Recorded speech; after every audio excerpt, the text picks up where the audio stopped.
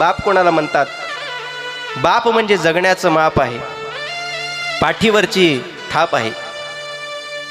किती रागावला तरी ज्याची माया अमाप आहे तो आपला बाप आहे. बाप म्हणजे ध्येयाकडे नेणारी शिडी आहे, संकटातून पार करणारी होडी आहे. कितीही तिखट वागला तरी सुद्धा आयुष्यभराची गोडी आहे, तो आपला बाप आहे. बाप म्हणजे शिस्तबद्ध धाक आहे. बाप म्हणजे शिस्तबद्ध धाक आहे. जगणं आपोआप आहे. आयुष्याच्या समुद्रामध्ये दीपस्तंभाची झाक आहे, तो आपला बाप आहे. बाप ओरडतो दादा, आपल्या कल्याणाकरता ओरडतो. फक्त आईचं अंतःकरण असं असते की ती ममत्वानं भरलेलं असल्यामुळे लगेच तिच्या डोळ्यात अश्रू येतात आणि आपल्या समोर येतात.